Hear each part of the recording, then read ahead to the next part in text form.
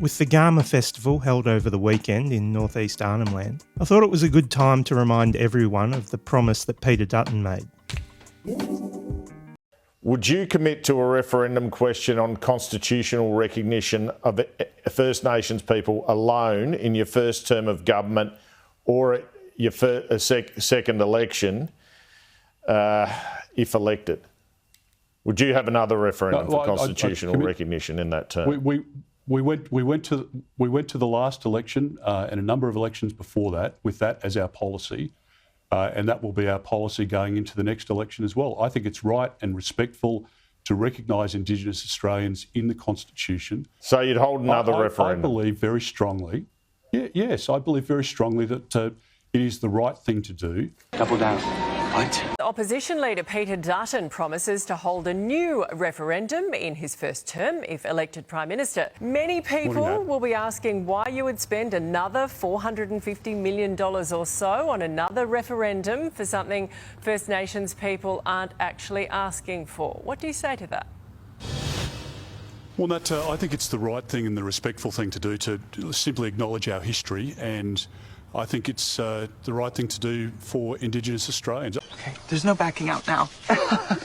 Unfortunately, Peter Dutton declined an invitation to Garma. I guess we can only speculate as to the reasons why. Hey, maybe it was because Gina wouldn't be there. Regardless, Dutton managed to find some time to share his thoughts on Makarrata and truth-telling. After turning down an invitation to Garma, Peter Dutton isn't compromising his stance. Under a government I lead, there will be no Makarrata. Here. And there will be no revisiting of truth-telling. Makarrata means to come together after a struggle, facing the facts of wrongs and living again in peace. It's a many-layered term generally used to define resolution of conflict and making peace. It's really only through truth-telling that any real reconciliation can be achieved, which seems to me to be just common sense, really. Previous polling has demonstrated that despite the voice referendum result, which was as much a win for misinformation and fear as anything else, Australian voters overwhelmingly support Indigenous Aussies having a say over things that affect them and back truth-telling. A study by the Australian National University, using a nationally representative sample of voters Australia-wide,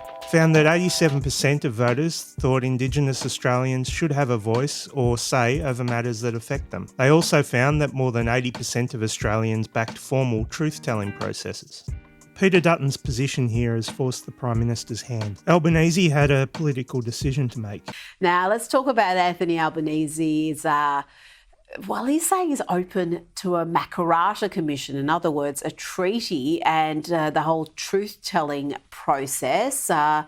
We saw him on election night promise to implement the Uluru Statement from the Heart in full, and that does include treaty and truth-telling. Deliver on an election promise and take untold heat from the opposition and no doubt the Murdoch media. Or be seen as walking back on an election promise and no doubt still taking some heat. It looks like he's made his decision. You did say on election night that you were committed to the Uluru Statement in full. That's voice, truth-telling and treaty. I do think it's important to clear this up after the referendum defeat. Where does that commitment now stand? Well, it hasn't changed in terms of treaty as being negotiated through states and territories. That's at different stages, and that is appropriate given that there are different views and it is not one homogenous grouping around the country. So no national treaties? That takes. Well, that hasn't changed since the referendum. We weren't progressing a national treaty before the referendum. What was occurring was that states and territories were acting on that. And with regard to Makarrata, a Yolngu word, that simply means a coming together after struggle.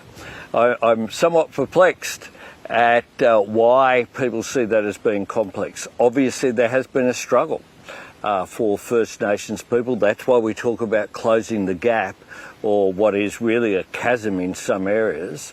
And coming together is a principle of walking together, that engagement. It's not a moment in time, it's a process of coming together after struggle. So one of the architects of the Uluru Statement, Pat Anderson, says that you should be embarking on a Truth and Justice Commission. Are you saying it's not that? That's not what you're going to do? Well, that's not what we have proposed. What we've proposed is Makarrata just being the idea of coming together. So it's talking to land councils. That's what we want to do. Well, engaging.